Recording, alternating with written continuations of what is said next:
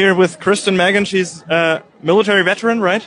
Yes, I was in the U.S. Air Force for 9 years. Wow. And you came out and blew the whistle on geoengineering, things that you witnessed were going on. Can you give us the real nutshell? Absolutely. Basically, I had heard of what many people know as the term chemtrails. And I worked in a job called bioenvironmental engineering, and I thought that was insane. And why would we do something like that? Modify the weather by using hazardous materials in our atmosphere? So, and actually the process of trying to debunk it or disprove it, I realized it was actually coming right out of my office, as I was one of the people that was approving the chemicals. And it really shook the core of my oath. And I did a lot of sampling, a lot of investigation, and I blew the whistle and I got out. And I've now used my credentials, my oath, and my powers for good to help people understand it's very real.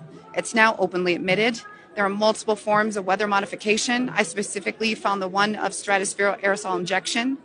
And collectively around the globe, we have to understand that it is now being admitted because they're saying it's combating climate change. Well, the climate change we need to be worried about is man-made climate engineering, also known as geoengineering.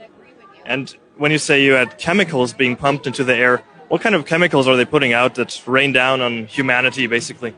Nanoparticulate metals, like you had different sulfates and barium and strontium.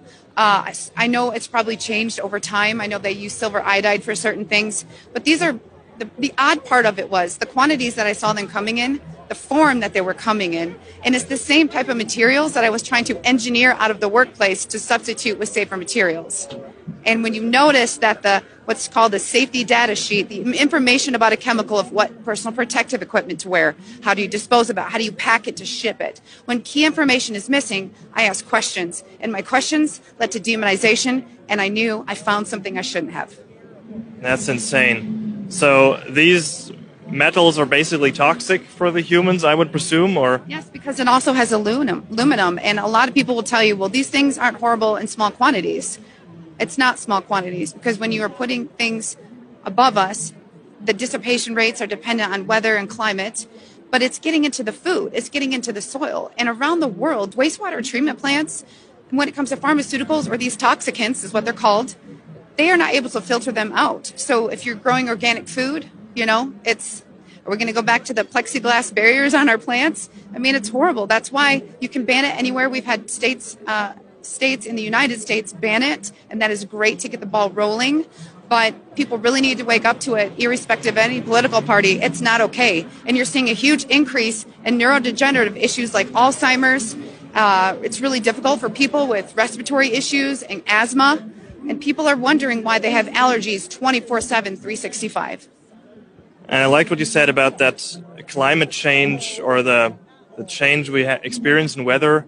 Often we can't disconnect that from these geoengineering activities. Do you want to say something more about that? I mean, how do we feel that? Is there proof or so that is definitely coming from that?